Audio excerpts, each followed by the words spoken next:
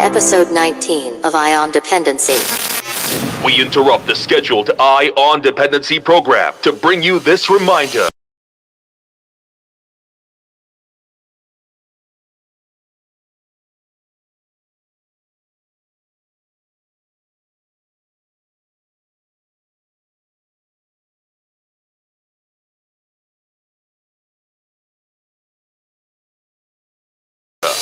You have been warned. I don't know what more or how much more I could express. While you are selling or sucking your next drink, the health authorities were begging you to think. I hope that the last moments of your life don't look like this. This Sunday, you will see and hear from COVID-19 patients and frontline workers who will keep it real.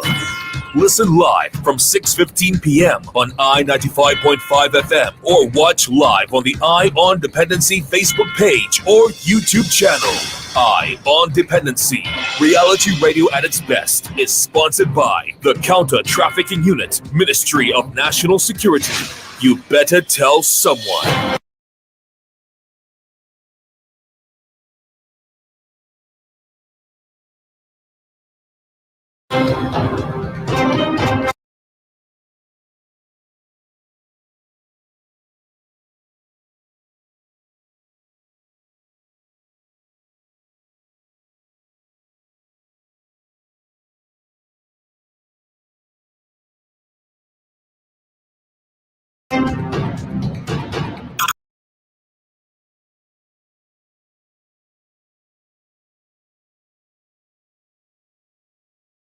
This is Eye on Dependency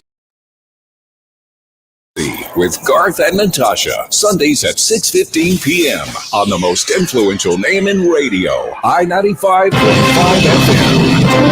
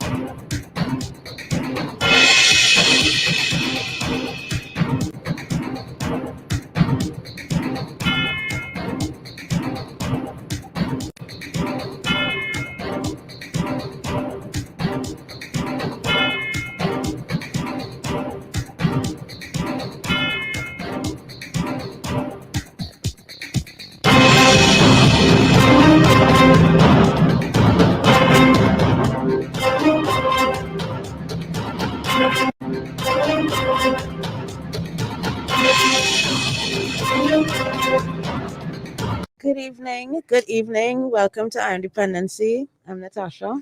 Good evening, Trinidad and Tobago.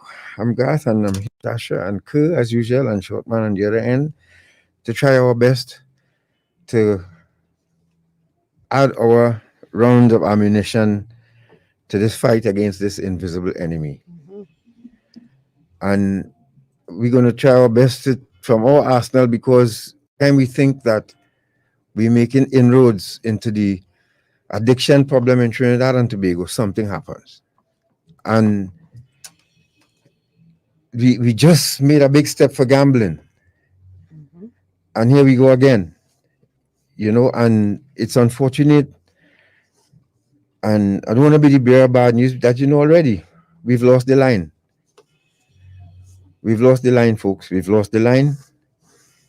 And it's time to retreat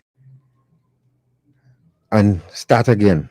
Start the battle again. We did this program, it's like deja vu. Because remember, Natasha, we did this when we had the first lockdown. It was in August of 2020. And here we are now, months earlier, because of losing the line. Yep. And I won't say we, because most of you listening probably would have tried your best to hold the line while everybody else was partying and having a good time. We were vigilant. We stood watch. But lo and behold, the enemy grew in size and numbers, and we couldn't hold the line no more. So the general, who is the prime minister, decided, hey, the general had to be called into action again. But the general have to decide if we go in an all full front attack or we continuing to just send section by section. Meaning, it's either we retreat and withdraw with everybody, regroup, and come again. But we cannot halfway turn off the pipe.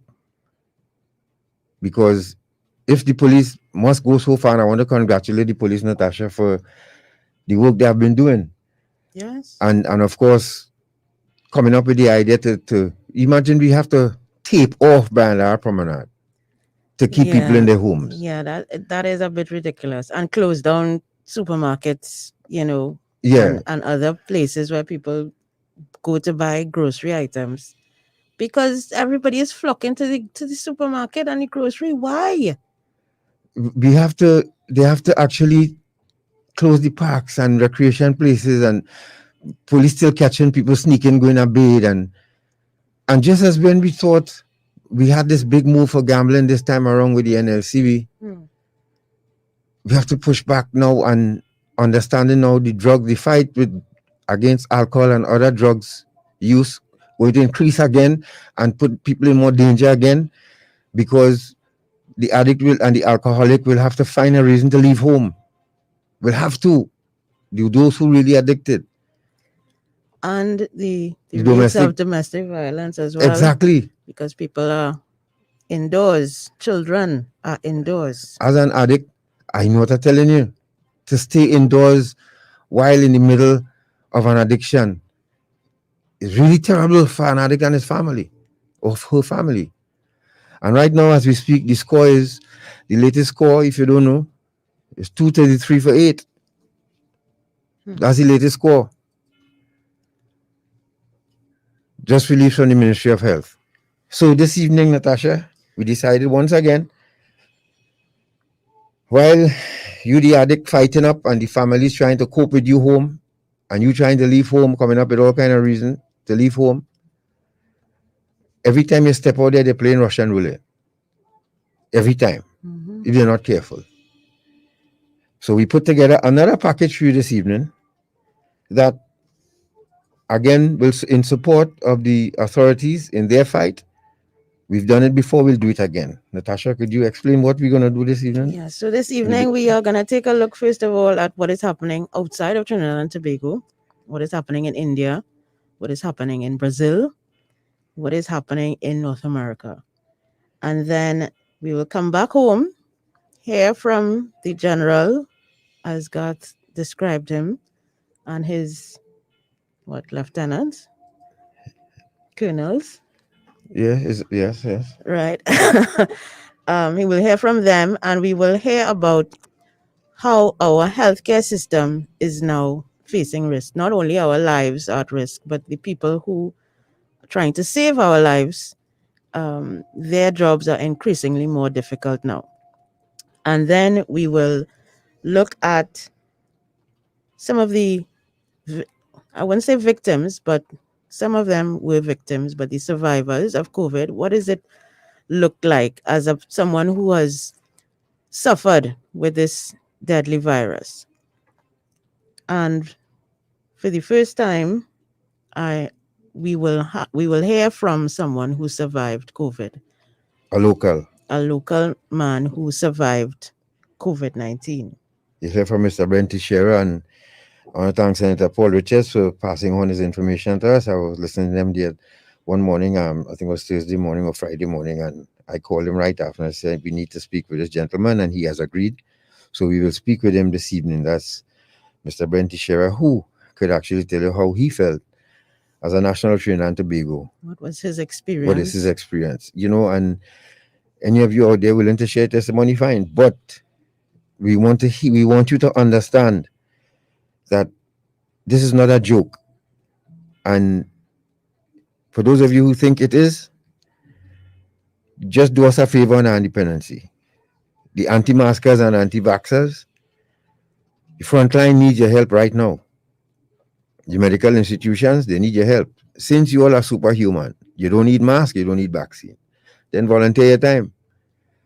If it's just to clean the wards or sweep the corridors, or you volunteer your time. All right. So, but this is serious, and we have a condolences. And Yes, 'cause today, folks, didn't start off good for us at all. it hit close to home. It hit close to home. You know, you're hearing people dying from COVID, but this one hit close to home because Lawrence Marshall, who we're very familiar with, one of the most decent brothers I've ever met, genuine, kind, loving, really supportive, good brother.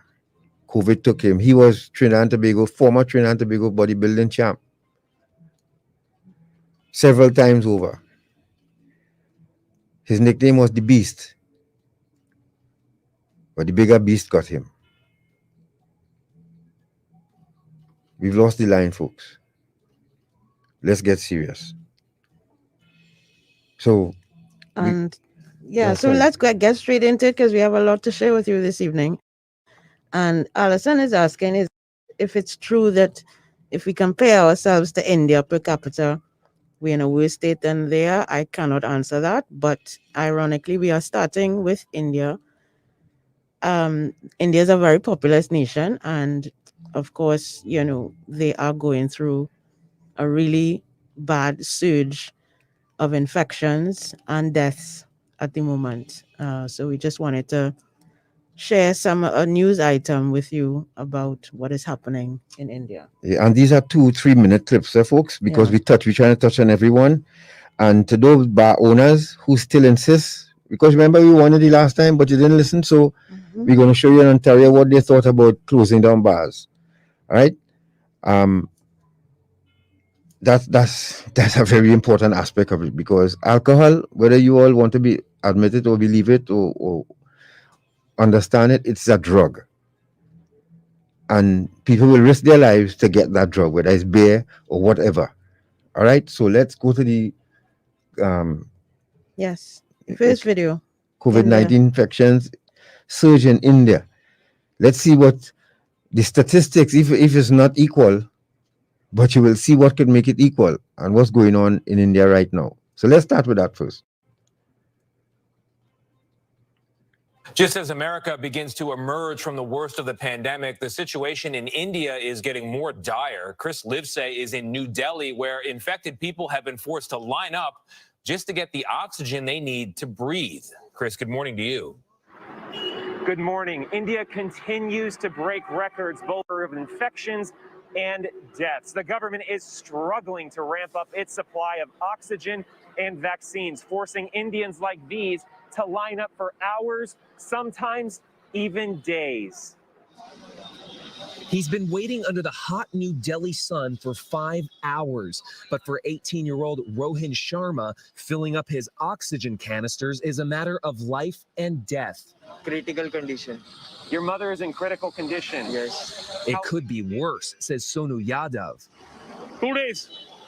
You've been here for 2 days? Yes, sir. As a last resort, they can come here, a Sikh temple, where the anguished, many too weak to leave their cars, receive a trickle of oxygen. Inside, there's no electricity. As loved ones fan the sick in the stifling heat, at least they're given a moment of reprieve. For some, it may be their last. In COVID-stricken India, even the well must show extraordinary patience. The very fight for India's survival is in lines like this one. These people are waiting for the vaccine. Our safety depends on us. At another facility, patience is running out, along with the shots. Despite being one of the biggest vaccine producers in the world, India has only vaccinated under 3% of its population, says epidemiologist Ramanan Laxmanarayan. As a proportion of India's population, it's minuscule. We need to increase vaccine supply by 5 times where it is right now. That's a tall order, but unless we start working on that right now, it won't happen. And it's not just India at stake. As long as there is a possibility of new variants that can get past the vaccine, we're all at risk. Now, the government says it administered nearly 2 million doses in the past 24 hours, but epidemiologists say it'll take a lot more than that in order to reach the country's vast population of 1.4 billion people. For CBS This Morning, Chris Livesay, New Delhi. There you have it. That is what is taking place in India. Cases going through the roof, deaths going through the roof, shortage of oxygen, shortage of vaccines. Imagine that. And this is a country that manufactures vaccines. I don't know. And give vaccines to the world. And yeah, I think we received some of them from India. So if you didn't believe, folks, okay, maybe second time around, you're going to believe. You may believe. That's the best we could do. And each one teach one. What you hear this evening here, you pass on the message.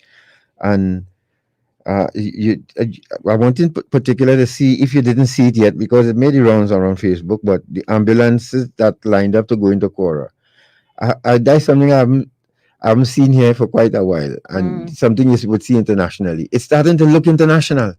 Yeah. And somebody made a comment, Cuba even worse. Yeah. But again, when we could have gotten a couple of drug addicts to come off the street, now the rehab centers have to shut their doors again because you could be not sure what's going on or who's coming in. See what you all cause? And I shouldn't say you all, as I said, maybe those of you listening. It's everybody. But it's all of us, because I mean, and as much as we have individual responsibility to sanitize, to wash our hands, sanitize, wear masks and distance, we also have a responsibility to those people around us, our family and the community at large, because our actions impact on other people.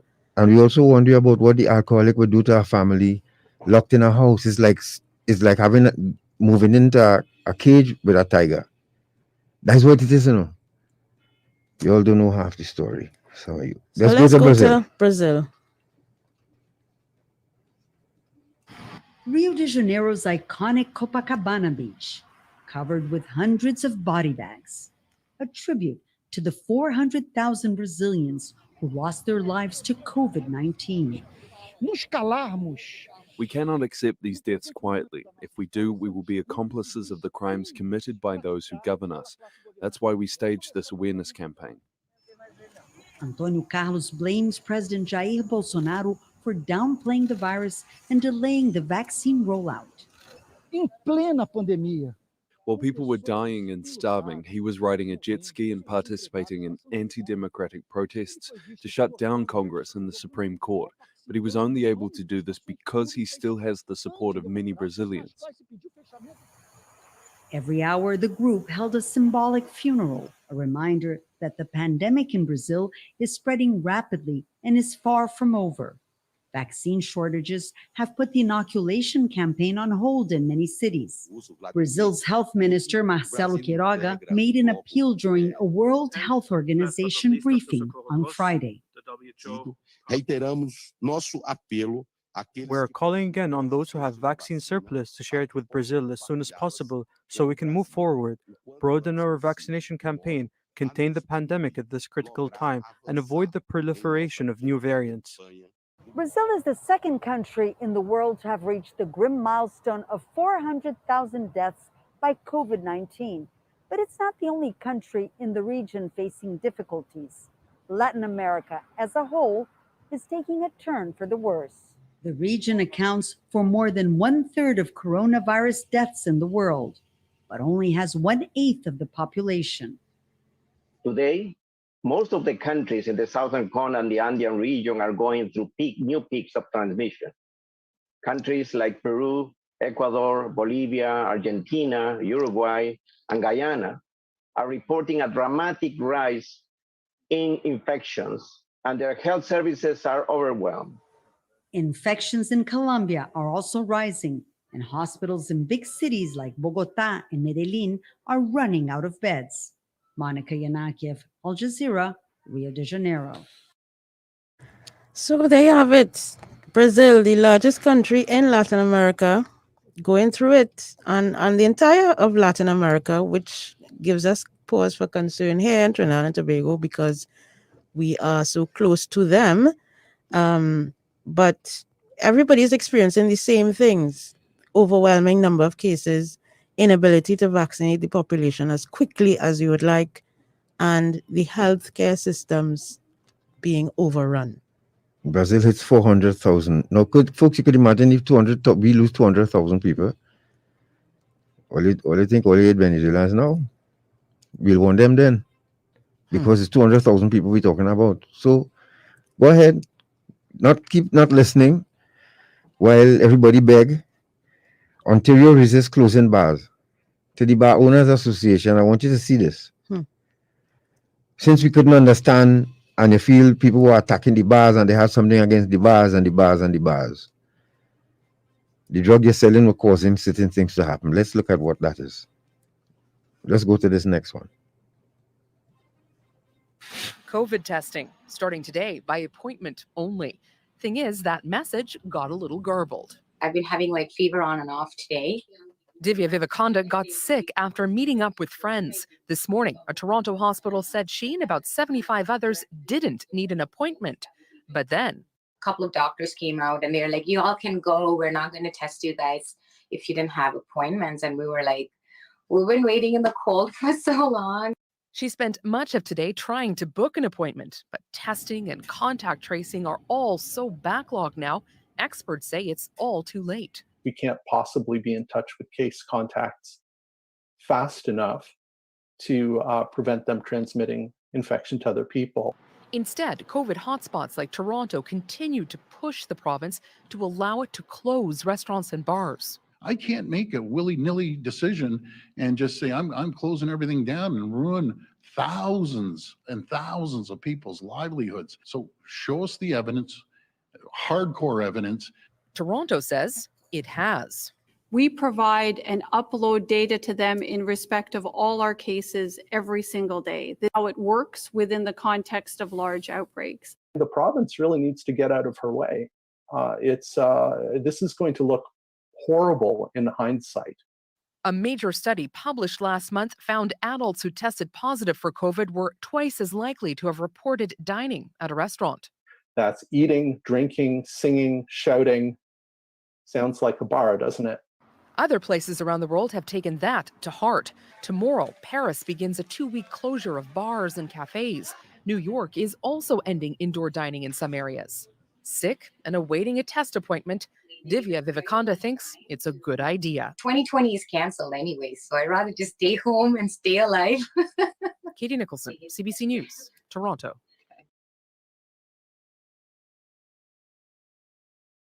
But you will notice that the action is being taken in other countries that are now beginning to open up, in Europe especially. They shut down everything.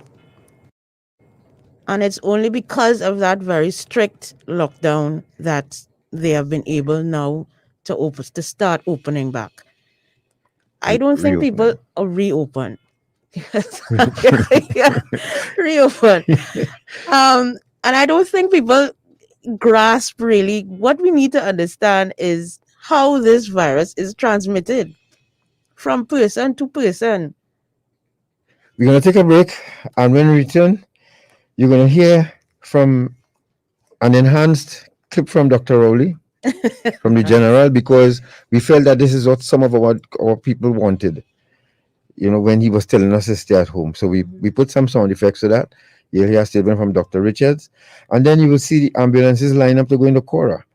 And then we touch on healthcare workers, and they speak of the overwhelming fatigue. And an Indian doctor, female, who made a very stirring plea to people.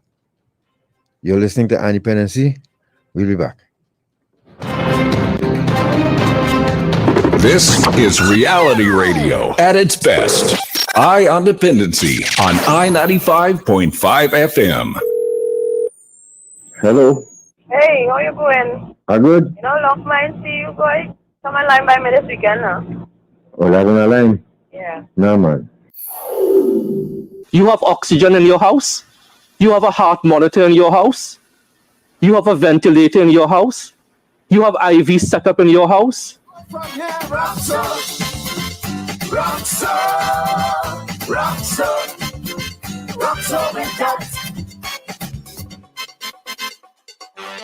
This is a public service message from I on Dependency. Agricola.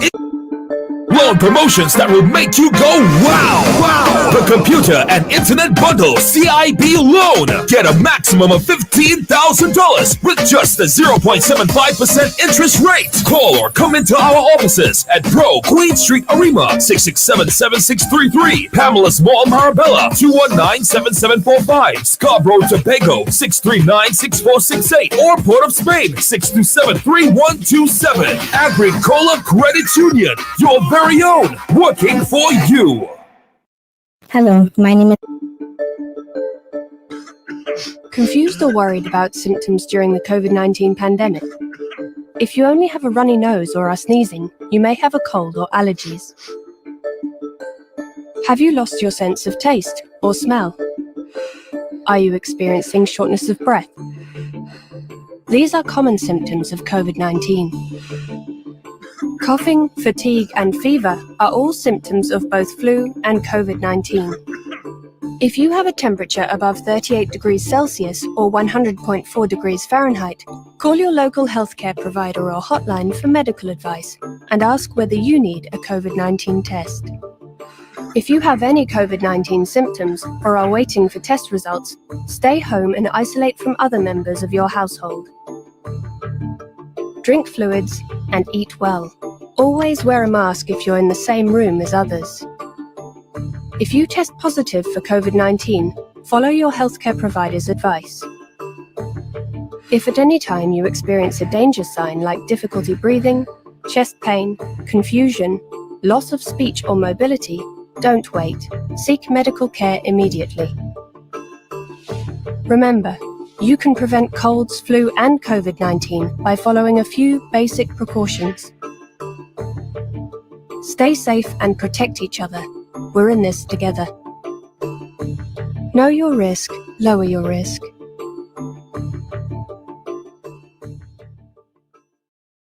La Sociedad de Crisis de Violación desea anunciar la línea gratuita y bilingüe para violencia de género, 866-7428.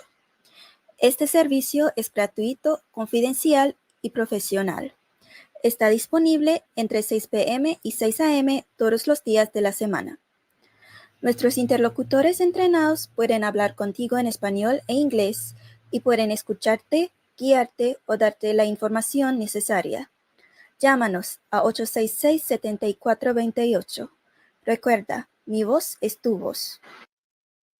Hello, my name is Raquel, a trainee inmate at HMP Drake Hall, Staffordshire, England, and you're listening to I on Dependency with Garth and Natasha. Please, people, don't traffic drugs. The money is all that nice. It's not worth it.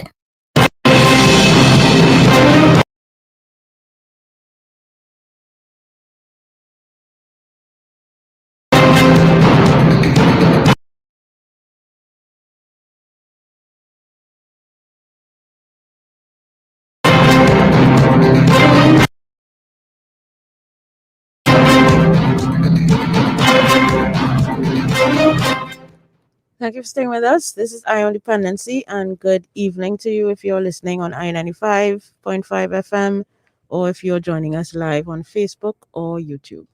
Right. So next, just before we go into the other clips, which, as I said, just 2-3 minutes long, let's go to track 6 because the general, as we calling him this evening, because he's leading troops and within the camp, there are some dissidents. So while leading the troops, he had to look out for the enemy within too as well.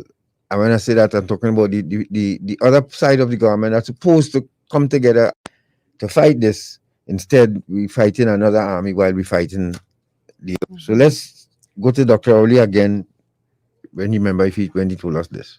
And I'm appealing to the rest of the population. In your attempt to enjoy the post-pandemic prematurely, or just to be generally disruptive, think about what you are risking when you believe that you have to go bar hopping or you have to hug your serving alcohol, just think about the consequences of the simple action of yours that may trigger a national. You have been warned.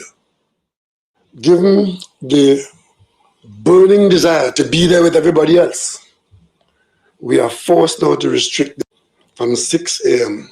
to 8 p.m. for food supply stores and pharmacies. And these are the essentials.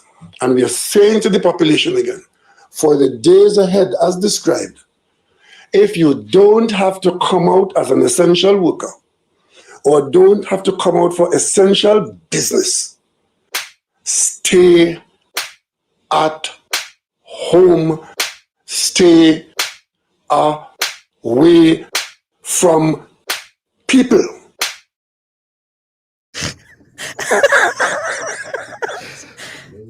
We knew Forgive us for that. we had to. I couldn't help it. Yeah, no, that, because everybody was saying the man was talking like a mother beating her child. I could tell you, and I feel Dr. Wall used to do that when children was going out, because I know my mother used to do that, talk to you while she beat it. Yeah. It was an admonishment for sure. And the space between the lashes is while you're dancing around, they're trying to aim and hit the right sweet spot. That's how it felt. Yes. But we had to lighten up the thing a bit with that, folks. And I hope we get time to play that again. You just can't go down to the end of that part. I want you all to hear that, because again, what else all the Prime Minister to do? What else? They beg over and over and over and over. You have been warned. And just the little part where he's telling people to stay home. This is what some of you want. Again, and we have some videos to show you of my gas station that I frequent at 4 roads. Oh my God. I had to ask the security guard one morning if he's a scarecrow, because people just do what they want. Those cars are in danger in that gas station. They don't even know it. But we'll show you that later on. You get it? Yeah. Let's say it again, please, for those of you who are just joining us. Pharmacies. And these are the essentials. And we are saying to the population again, for the days ahead as described, if you don't have to come out as an essential worker or don't have to come out for essential business, stay at home, stay away from people. I must list your disclaimer. I am no advocate for violence against anybody. But this is just too funny. It was perfect. It was tailor-made for this kind of intervention. Let's go to the other clip now. Yes, this is Dr. Richards talking about she talks first about the bubble that some of us think we are in, and then goes on to explain that our healthcare system is on the verge of crumbling, basically. Let's hear Dr. Richards. On the media on Monday evening, we were very concerned about scenes on Areopita Avenue where there was congregation of persons, the improper use of face masks, and this was aired on mainstream media. We would like to implore, please adhere to the COVID-19 mitigation measures. Coming right now, congregating are the dirtiest words in the health sector right now. And in young people, we are seeing deaths and sudden deaths from the 30s onward. Please don't think you are immune. Please, this concept of a bubble that I've been hearing touted around does not work. Different persons from different households carry different exposure risks. So by you saying that you would be liming or zessing or wessing or whatever term you want to use with persons, the same group of persons, while you are interacting with persons at the supermarket or at your workplace, it means that you have a different level of exposure. And if all things are equal, meaning that our staff continues at the numbers that they are continuing, that we have all the equipment in place, supportive and otherwise, that our ambulance system is not overwhelmed. We will have only 226 spaces available, which gives us 7 days to full occupancy. At this current rate, and given our hospital occupancy levels, we will run out of hospital beds or use all our hospital beds within 7. The purpose of the parallel healthcare system. The parallel healthcare system was instituted on March 12, 2021, with 2 beds at the Cora Hospital and has now increased to 1,700 beds. However, 542 of those beds are dedicated to the treatment and the medical management of ill COVID-19 patients. So that was about what is likely going to happen if we continue at this pace with the number of positive cases and persons who have to be hospitalized.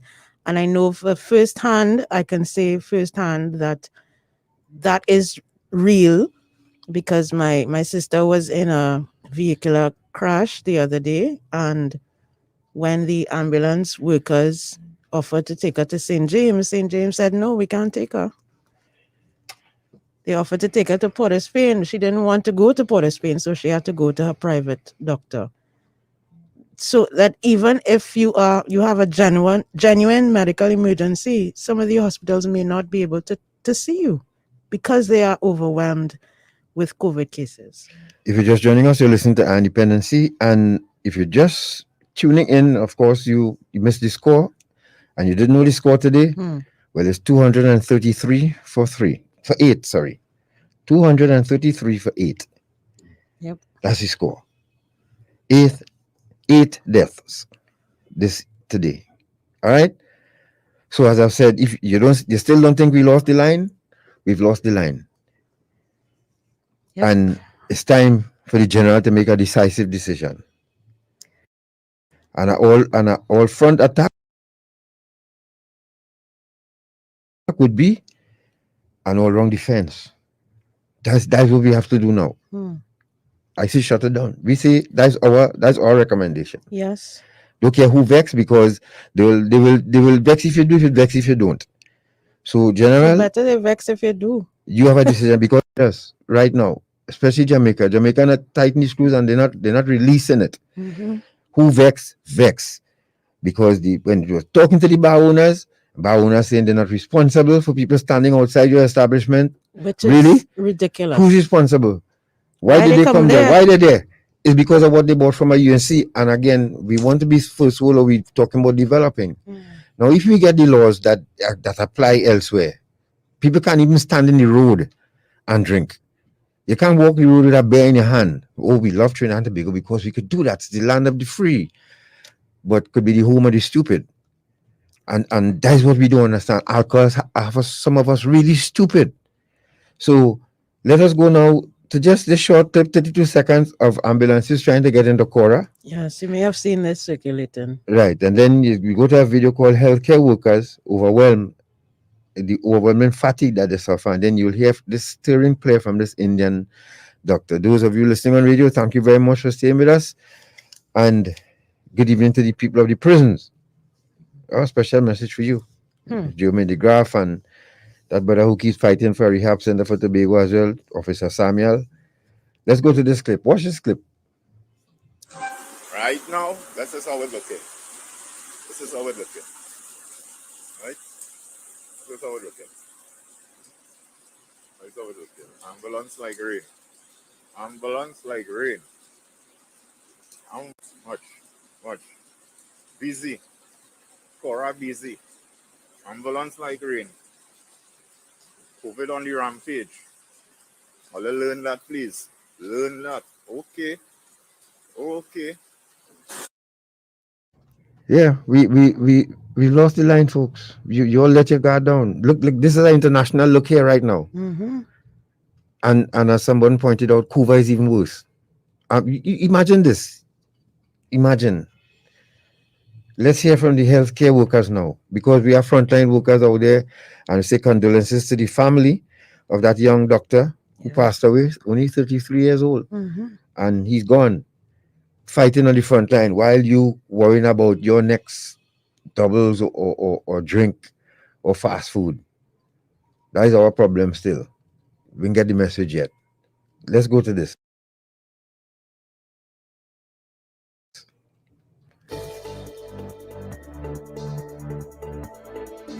The coronavirus pandemic is causing a mental health crisis among the frontline healthcare workers.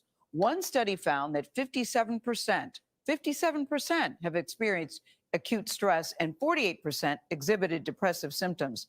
Now, the doctors and the nurses tell us they've been working relentlessly for months, and now the number of hospitalizations hits a record high. Things are pretty tough right now for us. We are pretty much at capacity, and then we have about 10% of our staff that are out quarantined, facing staff shortages. It's kind of an exercise in kind of system stress tolerance.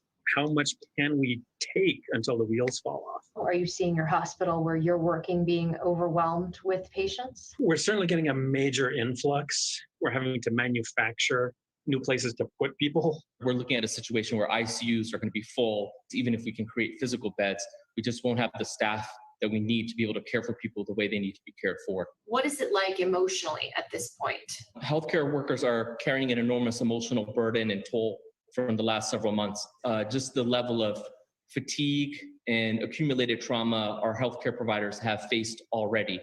We're at a point where people should really be looking to replenish themselves, and instead of replenishing themselves, they're climbing the highest part of the mountain. I think exhaustion is the biggest. The nurses here are working a minimum of 4 12-hour shifts a week. And then on top of it, having all the schools be out. So you're basically working a 12-hour shift, and then you're going home at night and trying to homeschool your children. And you're doing that day after day after day. I think a lot of us now are in kind of, for lack of a better word, siege mentality, where emotional considerations just kind of get pushed aside for a while. It is fatigue beyond fatigue. At the point when we're most worn down, we actually have to do something that is exponentially probably going to be more work than what we've done and dealt with before. And we can't stay home and work from home. We show up every day and we do the best we can, but you still have to deal with that mental toll it does take on you. That horrifying fear in the back of your mind that at some point people are just going to die because there's no place for them. That gives me pause. I do believe that there is this reckoning with how vulnerable we all are to the virus, to the possibility of being overwhelmed by it and death. I think is something that I grapple with as a doctor, but it never became so tangible until now. What do you want people to know about how healthcare workers are feeling going into another surge? No matter what, we are here. And in the same way that we'll always be here for you, we also want people to really do all the things we know we can do to stop transmission. At the end of the day, we're putting one foot in front of the other and showing up every morning, and that is 99% of the battle. Wow. Our senior medical correspondent, Dr. Tara Narula, is following the effect of the pandemic on the frontline workers and joins us now. Tara, I remember when you did a story like this back in March. It hadn't even been a month. I remember thinking, God, I never thought of that before, how these people must be feeling who are literally risking their lives to save ours. So what is at stake for them right now? What is the biggest challenge for them?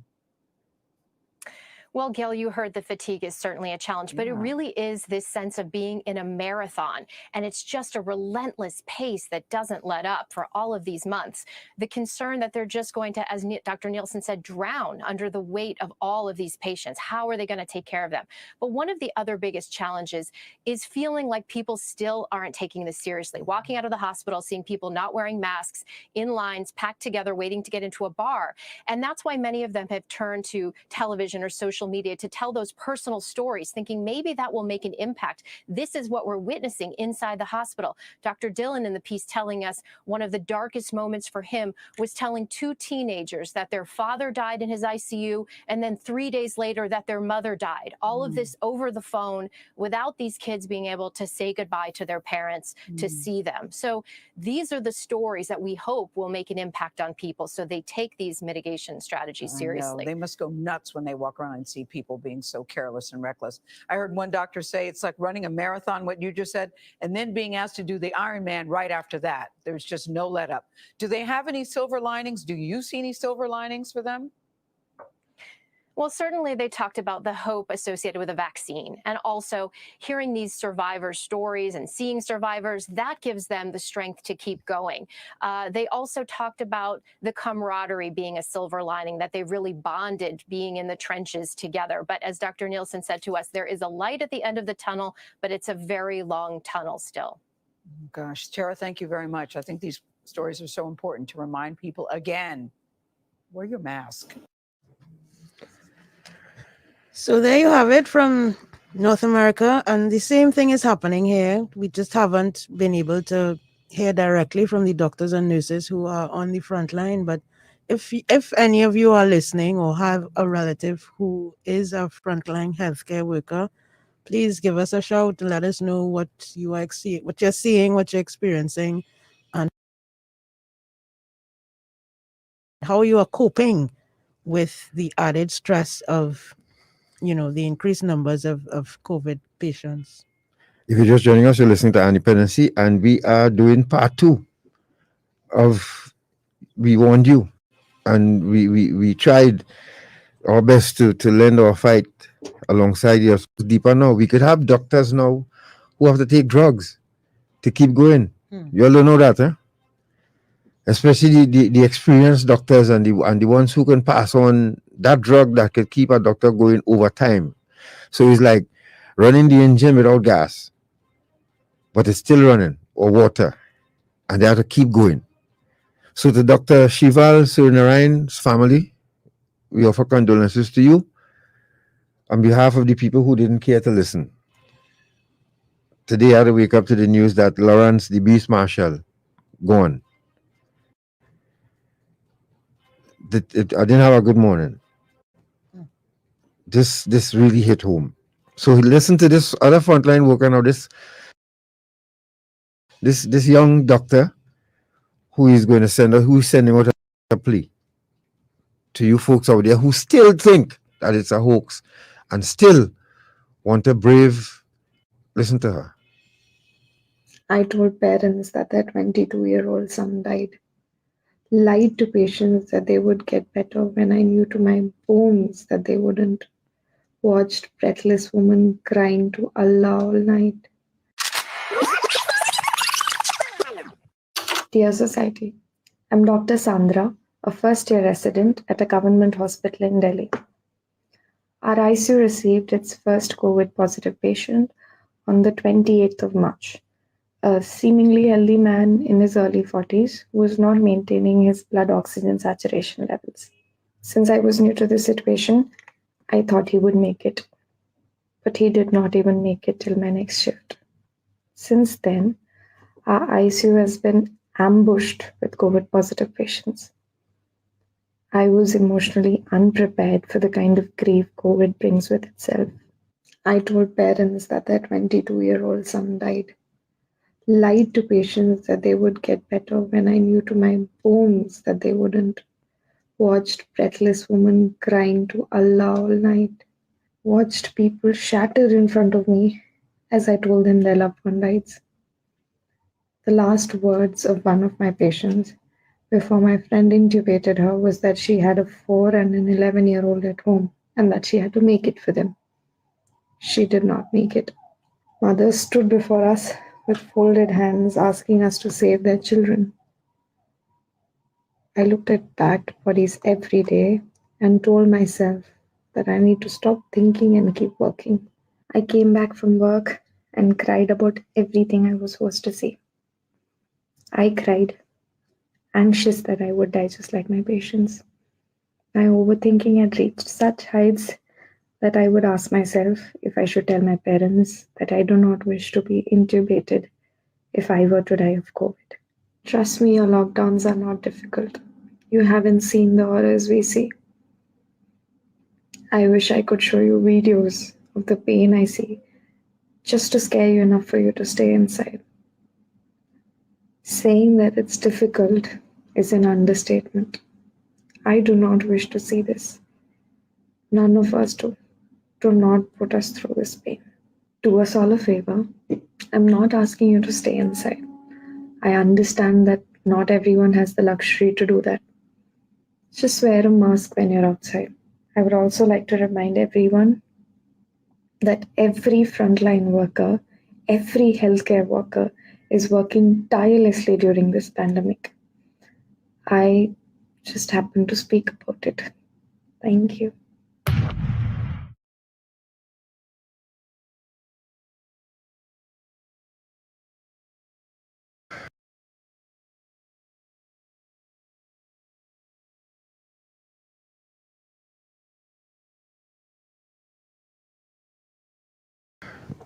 On behalf of the frontline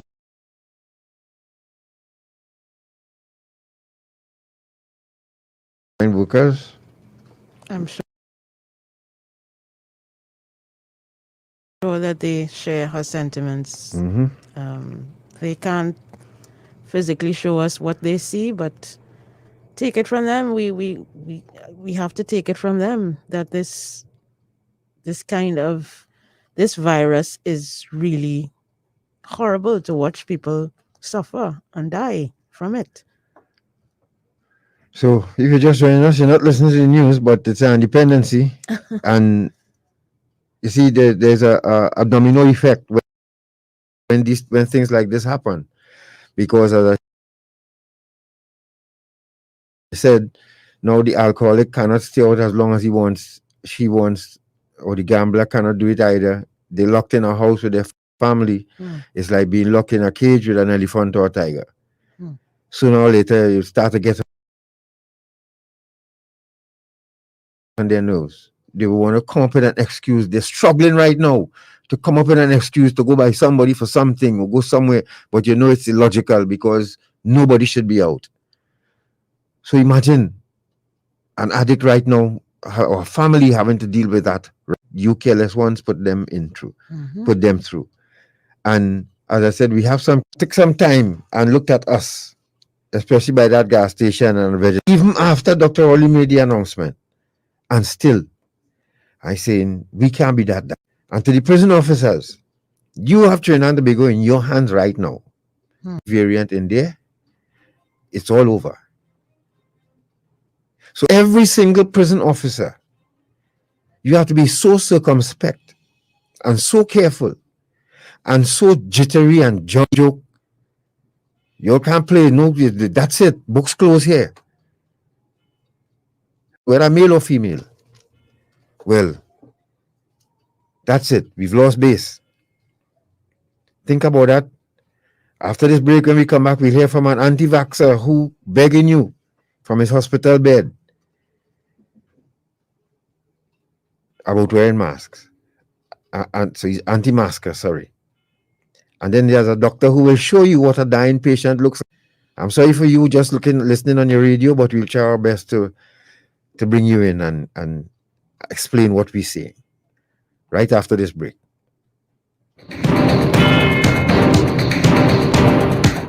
You're listening to Eye on Dependency with Garth and Natasha. Reality radio at its best. Hey, how you going? Are good? You know, long mind see you guys. Come online by me this weekend now. Oh, that on the line? Yeah. No, man. You have oxygen in your house? You have a heart monitor in your house? You have a ventilator in your house? You have IV set up in your house?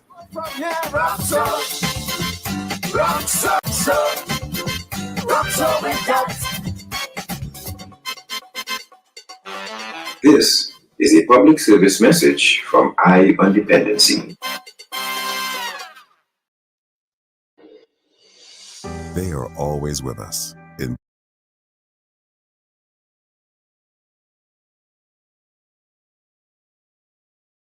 both small details and in big ones. Sometimes they make mistakes, and so often they make us feel proud. But they're by your side when you work, when you study. Today, more than ever, we depend on them. All you need is to wash them properly. Wet your hands. Apply enough soap to cover all surfaces against each other and then the back of each one, always keeping your fingers intertwined. Then rinse your hands extensively and dry them. Hand hygiene is one of the most effective measures to reduce the spread of infections. Now we are indeed in good hands.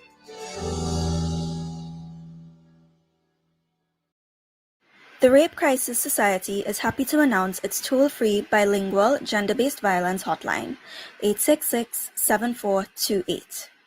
This free, confidential, and professional service is available from 6 p.m. to 6 a.m. each day. Our trained listeners can speak with you in Spanish and English and are available to provide a listening ear, guidance, or information to all who may need. So call us at 866-7428. Remember, mi voz es tu voz.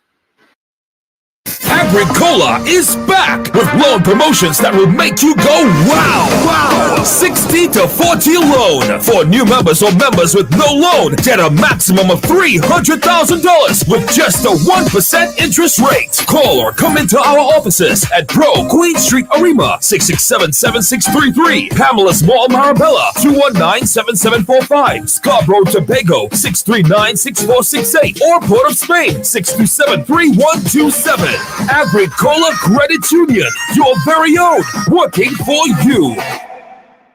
Hello, my name is Marsha, and you're listening to I on Dependency with Garth and Natasha.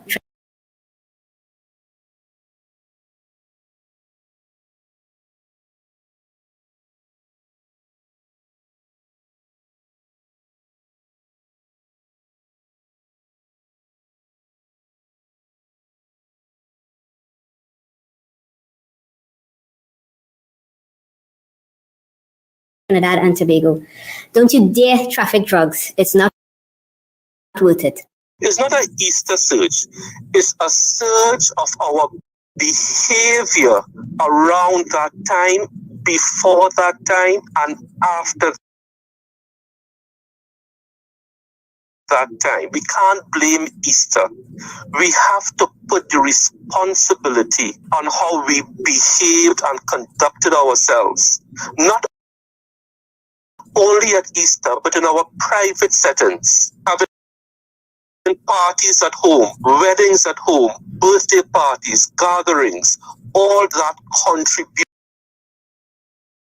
to it.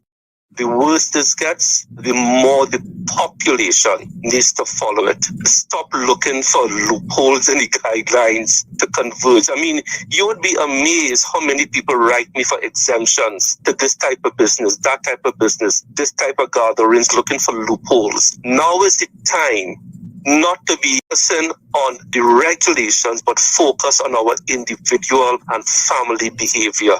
Now, looking at the deaths just in the last week, on April 25th through to May 4th, where we saw about 26 deaths take place, what we're seeing here is two things that are of some concern. One is that there are more women proportionally than we were seeing before, whereas we were seeing 1/4 of the patients who are passing on being women and 3/4 being men. Here we can see where it's nearly half and half, 46% of them are women. And we're seeing a slightly higher proportion in that younger age group. And as Dr. Richards emphasized, some of these people had no comorbidities. Yes, comorbidities are common among those who pass on, but they have a negative outcome.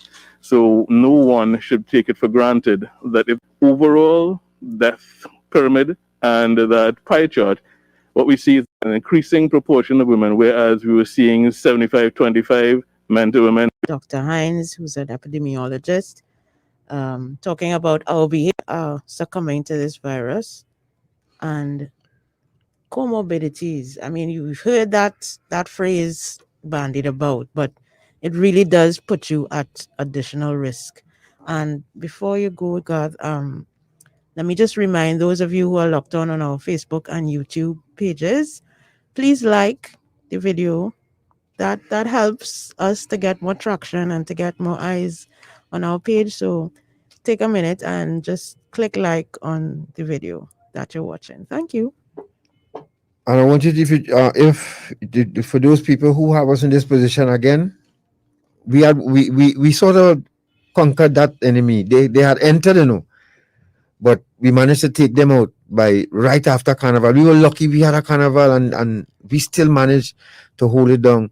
But It's a then, good thing we didn't have carnival. but the Otherwise- Carnival before, Uh-huh, I'm right, talking about. Right, right. So instead of you all to keep your weapons in hand, what are you? Drop your guard. Hmm. Now, the children now, who's supposed to go back to school now and catch up, no, they have to wait again. That's what you're doing. Yeah. Because of your selfishness and wanting to lime, we're going to lose our next set of children again. Because how long this one will go on for now, we don't know. But we're taking enemy fire like rain here right now. If you didn't hear the score, it was 233 for 8. That's the score. That's the latest That score. is a losing score in any format of the game. Thank you. So we have a clip now from an anti-masker who begging you from a hospital bed to fix, especially. I love how he put that in the politics. Forget that. And you hear from 2 others on their dying bed, pleading with you once again. Once again, we bring it to you again. Let's go.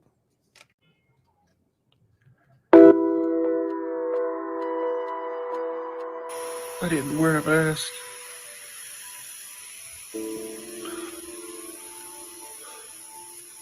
I should have. I didn't. I believe this was just a fluke. That it was all going to go away. That it was political.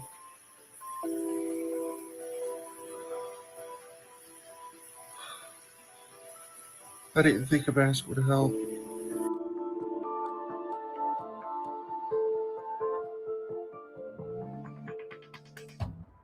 If wearing a mask can reduce your chances of getting this, even by 5%, just wear a mask. Do it for your children, for your loved ones. Do it for yourself.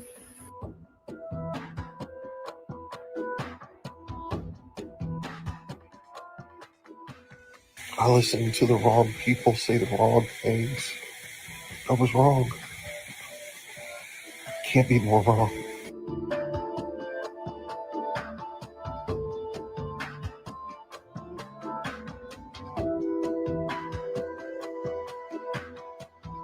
Just a small update. Breathing is better. I'm down to this instead of the high flow. It's not just masks. It's masks. It's social distancing. It's cleaning your hands.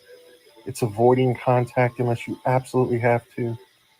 In Florida, people are acting like there's nothing wrong. I really pray that everybody can take the politics out of it. I didn't. I was a jackass. It just got politicized. It should have never been politicized.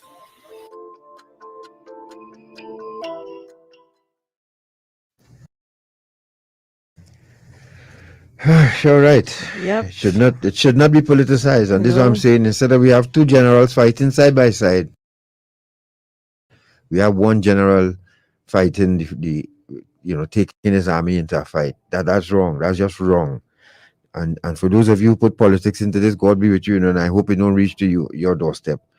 And we're going to hook up with Mr. Brenty sharing a while a national of Trinidad and Tobago, a brief trip of his experience with surviving COVID and the long-term dangers now to his body, the long-term side effects. And we'll be speaking with him by Zoom on Facebook Live in a while. Let's go to Sarah Montoya from Texas. Let's hear what she had. Yesterday, my family were worried because I didn't. Yesterday, my family were worried because I didn't reach out to anybody, but it's because I didn't have the strength to.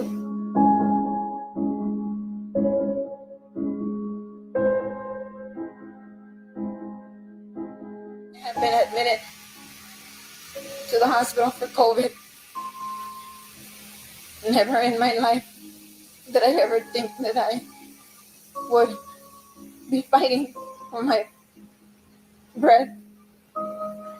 Something that we take for granted every day when we wake up.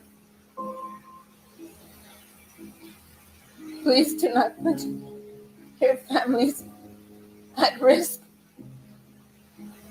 I did the best that I thought I could.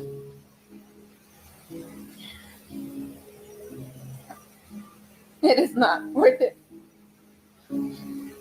Put your masks on. Don't go out if you don't have to.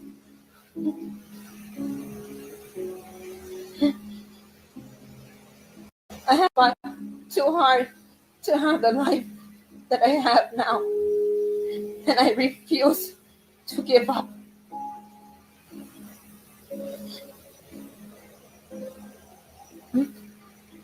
I miss my kids. I miss my husband down the hall. It feels like he's so far away. I want to say who has been checking up on me and my family.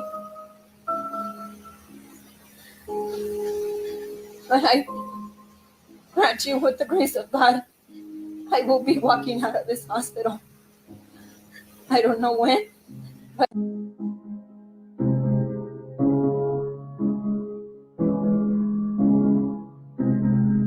I thought she would come out. I know I played in my head she'd be walking around the house with maybe an oxygen tank. Those were my my feelings and the thoughts of her returning.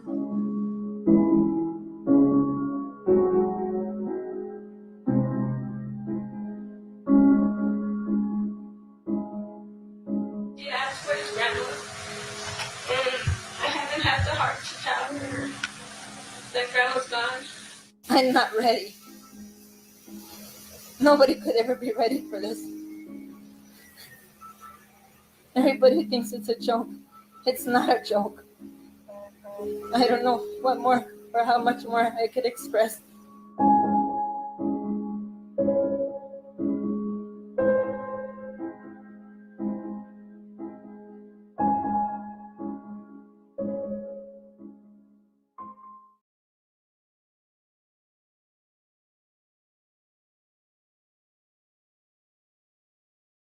Her children had to explain to her grandchildren what happened to their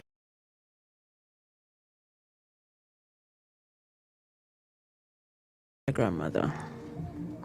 This is how, and you could hear in her voice, you can see she was fighting for her life. She did not want to die, but this virus is relentless. Now, but doctor going to show you what a dying person actually sees before they die, or if they survive. It's a nice demonstration. And right after that, we'll speak with Mr. Brenty Shearer, a national of Trinidad, survived, but not without change forever. Let's go to the doctor and look what he demonstrates. This is what it looks like when you breathe 40 times a minute, have an oxygen level that's dipping well below 80. This is what it's going to look like. I hope that the last moments of your life don't look like this. I had taken care of a patient who we intubated. He asked me if I could tell his family members that he loved them, because he said, I don't think I'm going to live. And he was right. He subsequently died. And looking over at one of the colleagues that I work with, who's one of our phenomenal nurses, she looked fatigued, and I can see how much this had affected her as well. And so I grabbed a laryngoscope and an endotracheal tube and went to in a room, and I just, spur of the moment, made this video. Because this is what you'll see at the end of your life if we don't start wearing masks when we're out in public, when we don't practice social distancing, when we don't wash our hands frequently. Knowing that people don't do those tenets of public health, I think weighed heavily on my mind at that moment. It is absolutely true that many people that will get COVID will survive. That's the best part. But if you get into a hospital and get put into an intensive care unit and have a breathing tube, your chance of survival goes way down. Your risk of death goes way up. And I promise you two things. Wearing a mask is not as uncomfortable as having a piece of plastic put into your airway to help you breathe. And certainly potentially meeting the end of your life. And I promise you that personal liberty doesn't matter when you die. Because I promise you, this will be what you see. I promise you, this is what your mother or your father or your children, when they get COVID disease, will see at the end of their life. This is serious. I beg you, please practice the precautions to reduce transmission of COVID disease so that we can effectively prevent disease for you and your loved ones.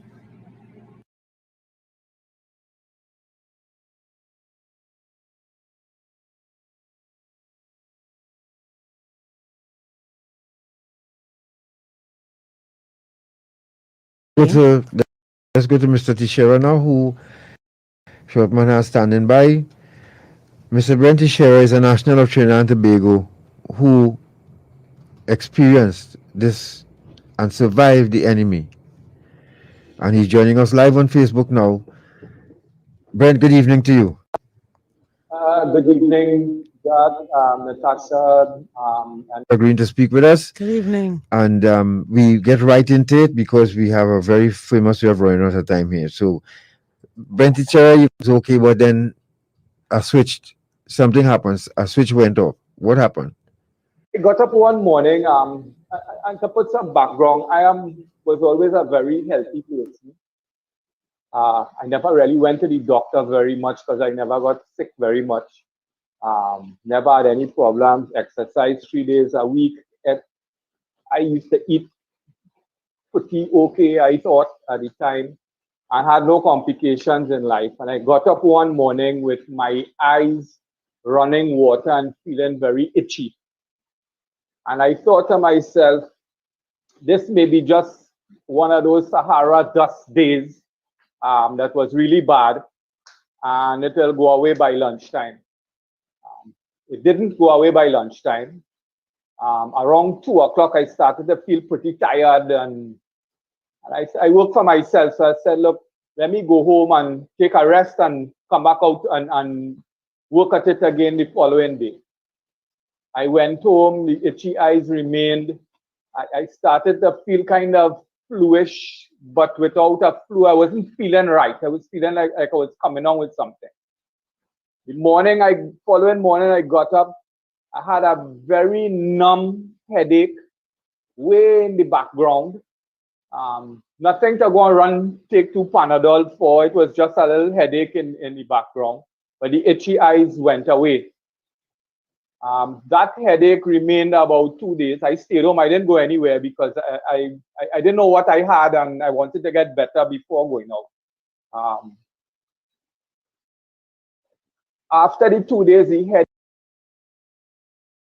headache went away and was quickly replaced by fever. And the fever was never really all that high to be alarming. 99.8, go take 2 Panadol, it goes away. 4 hours later, it comes back, it goes to 100.1, I take 2 Panadol, it goes away. And it was never bad enough for me to say, hey, you have something really serious going on here and you need to get to a hospital or you need to get to a doctor. It always felt like I was on top of this thing. I had no idea it's COVID I had.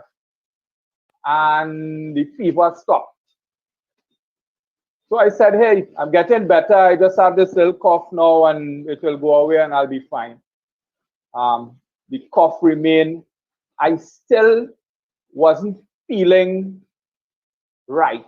I was feeling sick. I would get tired, ague, body pains, but never really all that bad to make me go run by the doctor. I always felt I'm on top of this and I will get better. If not, I am getting better.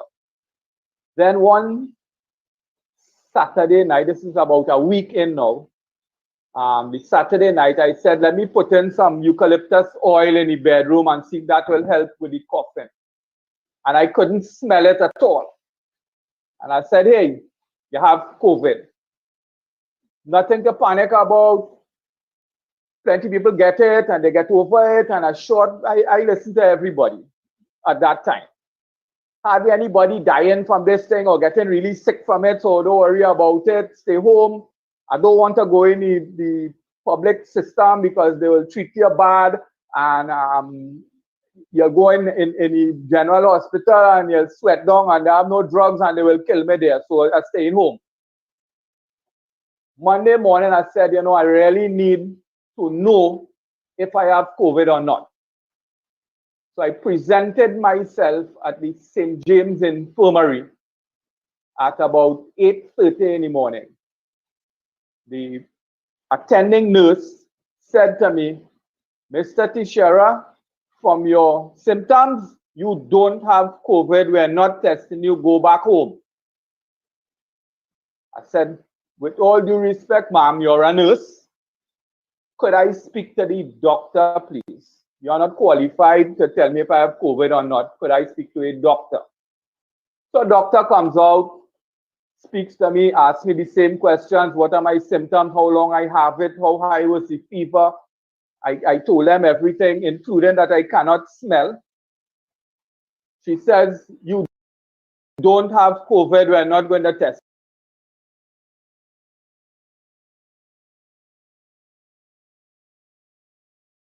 you. Go back home with something else you have. I said, okay, but I know I have COVID. Huh? So I left. You got to the, so you eventually got to a medical institution. I eventually called the ambulance the following morning and was taken to the Port of Spain General Hospital. Right. With severe breathing problems. I couldn't breathe. It's like, the best way I could explain it is try breathing through a drinking straw. And it's just not enough air. Don't care what you do. Go ahead. No, go ahead. Yeah, I was transferred to the Arima Hospital to wait my test results. And then when I was found positive, they transferred me to the Cuba Hospital, where I remained for. And that picture of the grandmother you just showed there is exactly how I can't breathe. There is no air. Responding to what was taking place with you at this time, was there any risk of them contracting the virus as well? Well, of course. I mean, I'm a married man and I have a special needs son that's more susceptible to get something like this. But thank God that none of it, they were tested and so, but nobody else got it in the house. Okay, great. And what was the experience like at hospital? What can you say about our medical professionals and how you were treated? It was a fantastic experience I had. I mean, I was sick and I was dying. I knew I was dying, but the staff were excellent. They work long hours and from far places like Tobago and Miaro, and they would find themselves to work every single day, exposing themselves to death and carrying that home to their families. Even the guy who mopped the floor in the ward was one of the best human beings I've ever met in my life. We have wonderful doctors, great, fantastic medical care, great institution, wonderful equipment. Everything is in place there. It's almost perfect. It's almost perfect. I can't say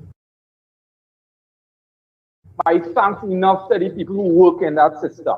So, Brett, now you have to live now with some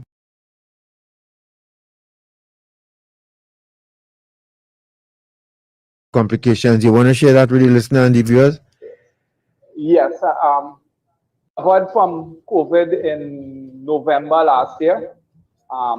However, pancreas, and of course my lungs.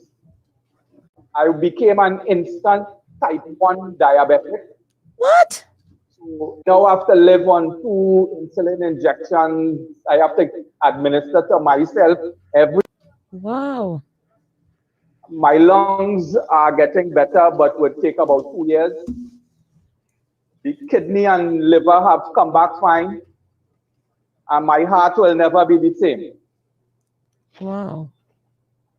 Yes, so it doesn't just recover from COVID and you're fine and you go on everything.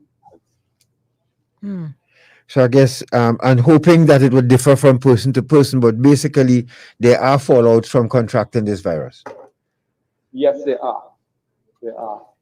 If you're just joining us, folks, you listen to Dependency, and we are having a brief chat with Mr. Brenty Shiba, who is a survivor of COVID-19, and he will stay with us. And right after this break, we're gonna we may have to cut some clips, but I want to particularly show you, Brent, and you can look on with us at some folks operating Trinidad and Tobago. Especially, I stood by and I recorded people going into still after Dr. Rowley made his announcement. There's a sink outside. Most of them passed it straight and went straight inside, and who didn't have on their mask, and we're going to see that. Let's go to this quick break. But before we do, when we come back from the break, Brent, if you would tell us when we come back how you think you contracted the virus. I mean, you may not know for sure, but tell us how you think you got it. We'll be back. Okay.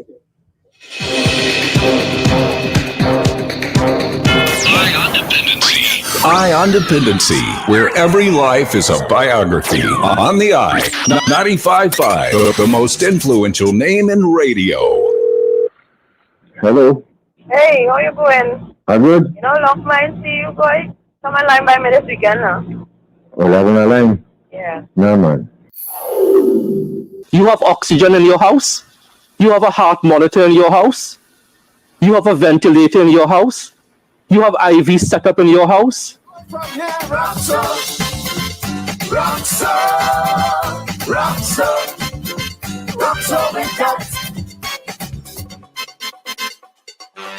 This is a public service message from Eye on Dependency.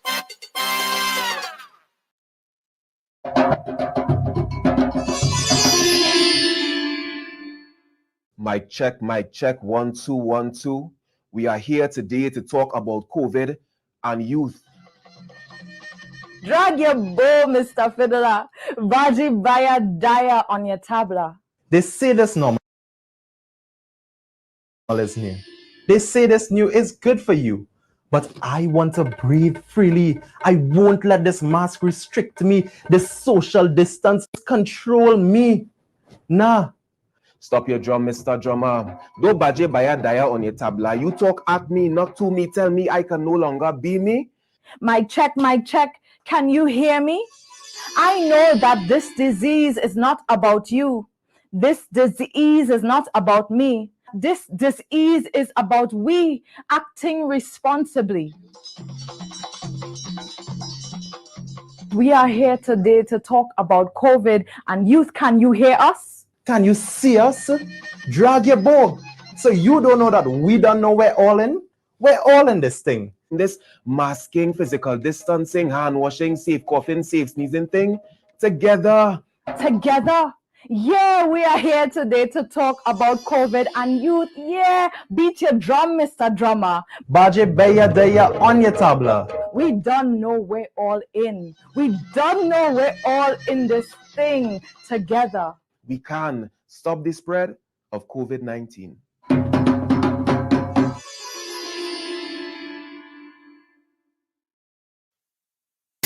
Agricola is back with loan promotions that will make you go wow! Wow! 3-to-1 ratio loan for any type of construction. Get a maximum of $300,000 with just a 1% interest rate. Call or come into our offices at Bro Queen Street, Arima, 667-7633. Pamela's Mall, Marabella, 219-7745. Scarborough, Tobago, 639-6468. Or Port of Spain, 627-3127. Agricola Credit Union, your very own, working for you. La Sociedad de Crisis de Violación desea anunciar la línea gratuita y bilingüe para violencia de género, 866-7428. Este servicio es gratuito, confidencial y profesional. Está disponible entre 6 p.m. y 6 a.m. todos los días de la semana. Nuestros interlocutores entrenados pueden hablar contigo en español e inglés y pueden escucharte, guiarte o darte la información necesaria. Llámanos a 866-7428. Recuerda, mi voz es tu voz. Hi, I'm Danielle and you're listening to I on Dependency, where every life is a biography, Trinidad and Tobago. Don't traffic drugs, it's not worth it.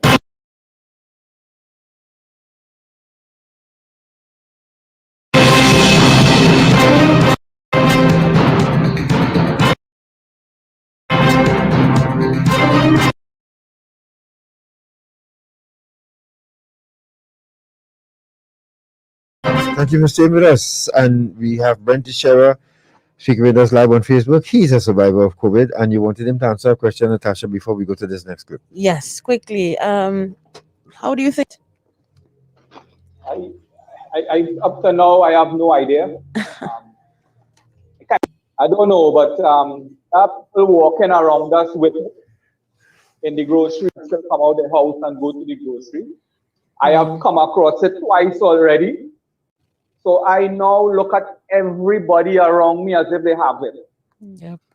I have to. I'm sorry, but I will have to keep my distance from everyone now.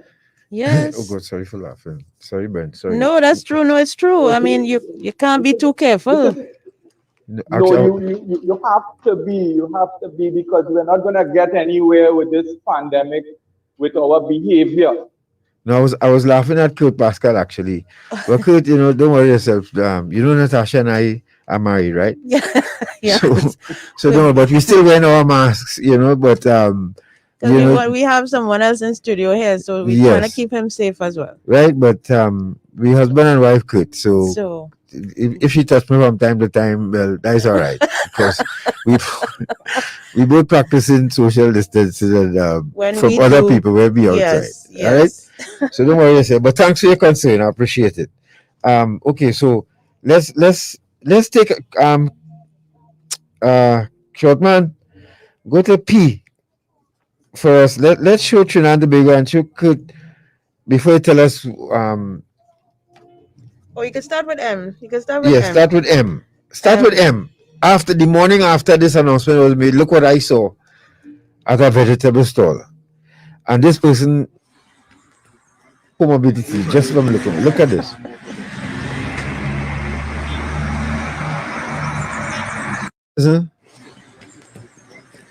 Just hop right out of his vehicle and buying fruits.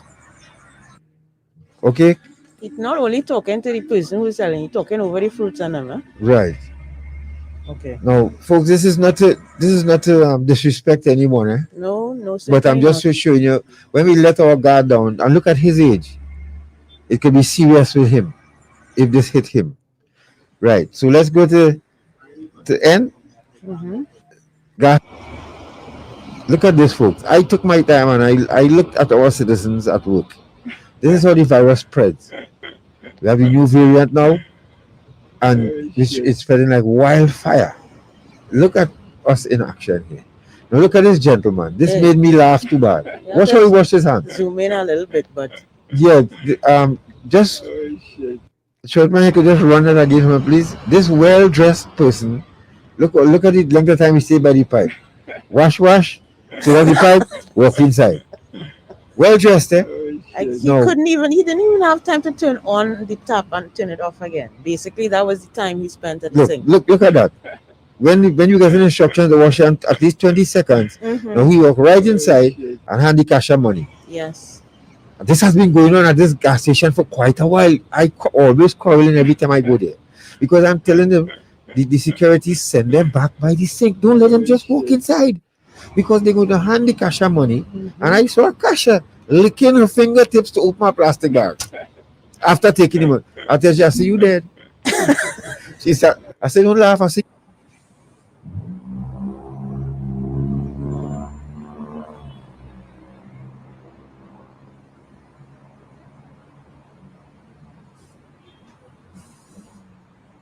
look at people walking in. Look, my boy just strolling in. Straight inside. The sink straight. Sink on the left. Big white sink on the left. Missed that. Brent, you seen this, right? Brent, you there still, right? Yes, I hear. Right. Yeah, Look at this. Walk straight inside, strolling. Sink on the left, straight inside. Security guard, not there. To send him back. And he going and hand money to a cashier who's And going to take it. That's right. And then lick her finger. Next clip. Next clip, short man. Go to look. Well, this one here was the greatest too. Two of them going in the same place. And this our citizens, folks. Watch this piece of drama here. So Mr. Man push him away. I go in first, boss. He gone inside. Mr. Man going by the window. Hand money. Going inside. See, folks? See how it's spreading? Yep. And if I only say anything, guys, will I stay far? I'm not recording because I know somebody don't want to fight me that morning. Because it's in this country now where you can't even tell an adult they're doing something wrong. Yes, and you would go in the same grocery and pick up a tin of corned beef that you pick up and put back down, and then you carry it home for your family. Yes. That's yes. I have no idea where you got it from. That's Yeah. right. That's right. Let's go to the next clip, short man. Next one. Watch our people in action the day after the announcement was made. And The day after, stay at home. Stay away from people.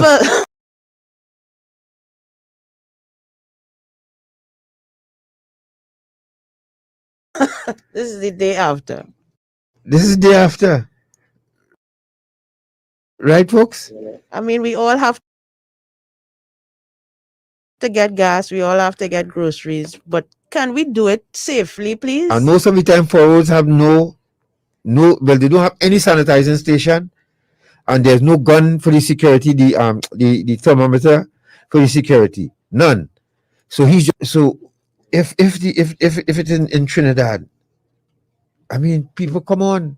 For our citizens, as a survivor of COVID. Always be somebody else that gets COVID. It wouldn't be me. It's my brother, my aunt, my uncle. I can give you two examples of why this thing is not going away pretty soon. I'll just give one. Last week, a lady was in Alice Glen Massey stores when she was supposed to be home in quarantine with COVID-19. And she was in that store shopping because the cashier recognized her as her neighbor. And she and the husband both have COVID-19 and were shopping in the grocery. And we could wash as much hands as we want and wear as much gloves as we want. But there are these people that are walking around amongst us every day. Yep. And we don't know. Yep. Yes. So let's pay tribute to this gentleman, this brother who died, Lawrence Marshall. His nickname was the Beast. So this is our condolences section. So happy birthday to the Chief Medical Officer. Hold on a second. Chief thank you for your service and happy birthday to you. That's Dr. Roshan Parasram. Okay. Condolences to the father and son. The family of the father and son passed away. Police Constable Anthony Nicholson. Condolences to his family. Premnath Ramkilawan and Nigel Ramkilawan. That's the father and son. Condolences to the Newsday worker. Condolences to your family. And this is a tribute to Lawrence Marshall, folks. A friend, a buddy, gentle giant as they call him.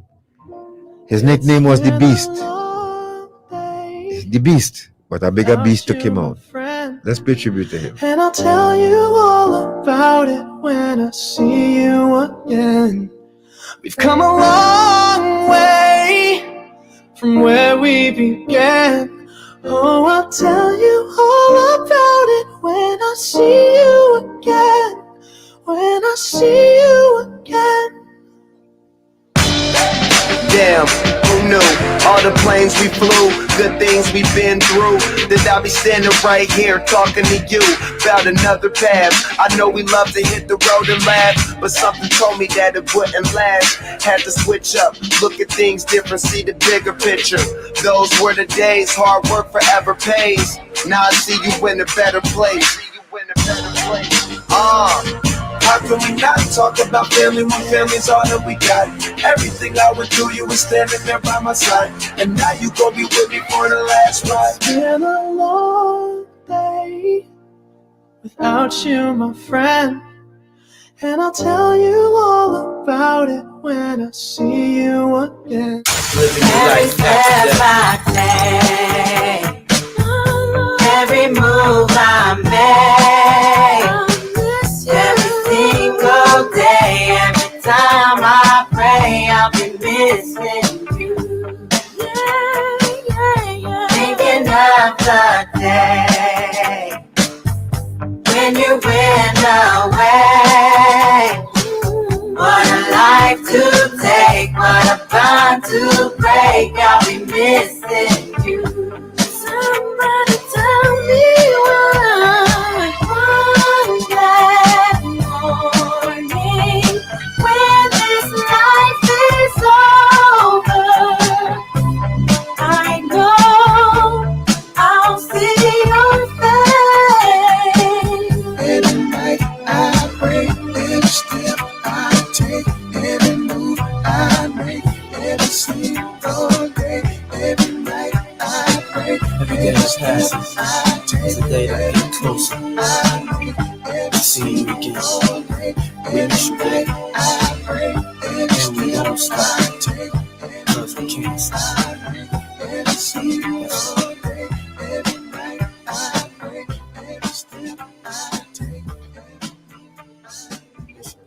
And that is the Beast. Rip Lawrence the Beast Marshall. I met some years ago and always left an impression on me forever. Thank you, Lawrence, buddy. You're a real buddy. Brent? Yeah, we lost Lawrence, boy. Anyway, Brent, stay right there because Natasha's going to introduce the next clip. Before we go, folks, once again, we're going to show you how COVID spreads. Yes, this is an experiment that was done, I think, in Japan, and I think it's worth, you may have seen it already, but it's worth repeating. An experiment among a group of people having a meal. And it's very, it's to be reminded of how this virus does spread. Let's go to that quickly, folks. Just 6 minutes, 7 minutes. It's day short, man. We've heard from so many people who are missing what it was like to dine out before coronavirus. But now a video from Japan may have you rethinking the safety of some restaurants as they look to reopen. The experiment aims to show how easily germs and viruses can spread when just one person is infected. CNN's Anna Corin reports. Common sight on cruise ships, resorts and casinos. Piles of hot food in communal trays, each patron helping themselves to as many servings as desired. If just one is infected, it may be the perfect setting for a virus to flourish. And a new video out of Japan helps show how fast it could spread. Medical experts teamed up with the country's public broadcaster, NHK, in an experiment that simulates a cruise ship's buffet-style restaurant. First, one of 10 participants rubs his palms with special liquid only visible under black light. He represents an infected person who had coughed into his hands. Then he joins 9 others as they spoon food onto their plates and sit down to eat. After 30 minutes, the room goes dark. Before an ultraviolet light comes on, the fluorescent liquid is now visible on a lot of surfaces. Items the so-called infected person had touched. Tongs, pitchers, food tray lids, left residue others picked up, and in turn spread to silverware, dishes, glassware, clothing and phones. After half an hour, every participant had come into contact with the liquid. 3 of them had gotten it on their faces, a visual show of how easily a contaminated substance can travel. The issues with that video is that there's a lot of material which was put on the hands, and so that's a very artificial situation. But I think what they've been able to do is to actually show just what the consequences are of the spreading of potential infectious disease from hands when proper hand hygiene is not performed. Video of the experiment has been viewed millions of times since it was posted by NHK. The Joint Project Supervisor says it's partly meant to illustrate how often some surfaces are touched by many people, like handrails, light switches, or door handles. It may seem radical, but I think that video should be put in front of every single public restroom. Many of the countries which have opened up is that the outbreaks have been linked to small clusters, what people call not necessarily the people being super spreaders, but the locations being super spreaders, which highlights the need that people must be having much more attention to hand hygiene as well as to the social distancing. NHK and its collaborators did a second, cleaner version of the experiment, using hygiene changes like separating dishes, replacing tongs frequently, and asking participants to wash their hands during and after the meal. 30 minutes into that experiment, no one had picked up the fluorescent paint. Anna Corrin, CNN. And this experiment comes as more than 100. Folks, any final parting words? Brent, any final words for the listening audience and viewing audience? Those of you on YouTube and Facebook, thank you very much. Brent? I would like to tell, I don't want my experience with this thing to go to waste. I saw a guy in my bed next to me for 2 weeks die from it, and he was 32 years old. Wow. I don't want to call any names. There was a media personality also in that room with me that now has to do dialysis for the rest of his life. This is not a joke. This thing is a Tobago. Mask, keep away from people, keep away from people, keep away from everybody unless it's somebody who's living with you, keep away from them. As far as you can, keep away. Keep your hands clean as best as you can. And as soon as you could get vaccinated, please do so. Don't wait to get it. The beast shows us that you don't need to be in bad health for it to kill you. Yep. It will kill strong people. Brent, that's my advice to Trinidad and Tobago. Take this thing very seriously. Brent, what I would like you to do too as well, visit our Facebook page. There are some questions that were posed to you, and you can answer them for each and as much as you could, because we like our Facebook viewers as well to get some answers to their questions. So, but you can visit the page and answer any personal question that was asked of you. And we want to thank you very much for taking the time speaking with us this evening. Yes, thank you. And be well and be safe. Thank you. Okay. I am. I think I'm the first person in Trinidad right now. All the best to you and the family, Brent. Take care. Thank you so much for having me there. You're welcome. You're welcome. Folks, and to you too as well, again, if you're just joining us, you missed a lot. But the latest score is 233 for 8 deaths we had. And to the addicts who fighting it with your families, or like I say, we probably could take a call or two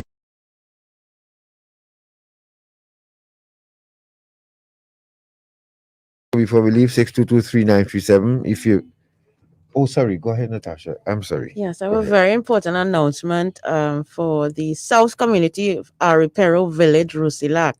They are pleading with the Water and Sewerage Authority, WASA, for some relief from an ongoing disruption. Residents say since last Thursday and without notice and continues until today, Sunday. Residents say attempts to reach the authority on social media to get some relief have proven futile. So if anyone from WASA is listening, please, the community of Aripero Village in Rusilac is pleading for relief from their disruption in their water service. Water is life. WASA, please, Aripero Village in Rusilac needs water. And again, to the prison officers of Trinidad and Tobago, you have a very, very serious task on your hand. Very serious task to take care of people who are vulnerable or offenders or even clients, as you like to refer to them to. Mm-hmm. Their life is in your hands. Every prison officer, male or female, you must live your life so circumspect that you just have to make sure that you don't carry that new variant inside the prison. Otherwise, all fall down. Let's take one. Hello, good evening. Hello, Garth, good evening, Garth, Natasha. Good evening. Good evening, Larry. Good evening. Good night. This is still Mother's Day, right? Happy Mother's Day, I don't care. Happy Queen's Day. We only have a pray that we will get about 14,000, between 13 to 14,000. That will be 1% of the population. Now, India have 1.3 billion people. 1% of India population is 13 million. India have 21 million, or about 5 million again, and you have 2% of India population. So let me pray that it can happen. You understand the point? Yes, understand the point. Thank you, Larry. Thanks very much. Hello, good evening. Garth and Natasha. Hey, Janet, good evening. Good evening to you all. Good evening to Shortman. Happy Mother's Day to everyone. Same to Garth you, and dear. Natasha, this program that you all have this evening was so long in waiting. Thank you all very, very much. I kept putting posts, on certain Facebook live streams. Why don't we have, testimonies from persons who were affected with the COVID, recovered, and even relatives of those who have died. So I appreciate this program, and I think many of us would have appreciated it today. Thanks so much. You're welcome, dear. You're welcome. We just wanted to, again, lend our bit of rounds of ammunition we have in the fight to help the front line.